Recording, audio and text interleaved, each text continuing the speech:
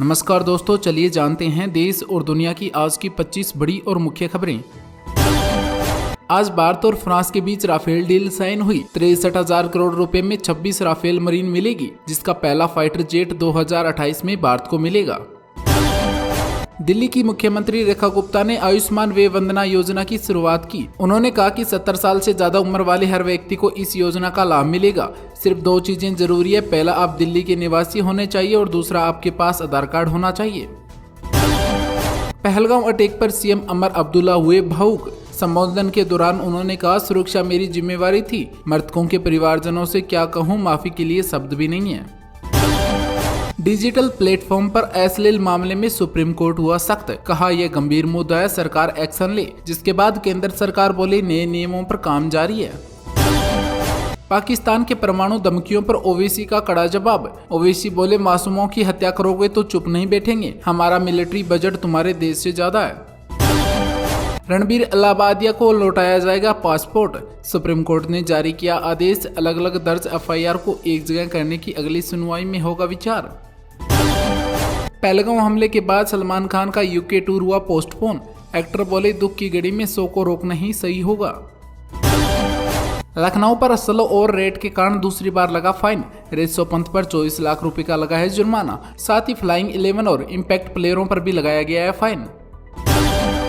मल्लिकार्जुन खड़गे बोले, पहलगाम पर सर्वदलीय बैठक में पीएम मोदी नहीं आए। साथ ही राजस्थान कांग्रेस प्रेसिडेंट डोटासरा ने कहा, एक के बदले 100 सर का क्या हुआ मोदी जी।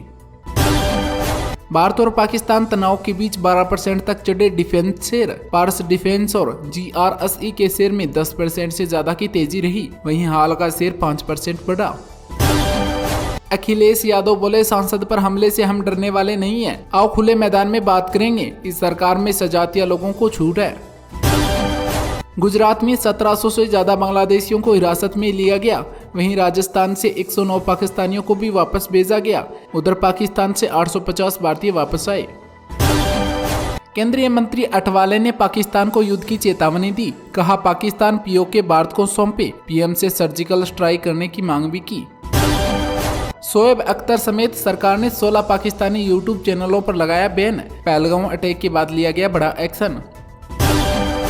आज चांदी 1671 रुपए गिरकर 96,013 रुपए प्रति किलोग्राम पर आई, तो सोना 211 रुपए कम होकर 95,420 रुपए पर आया।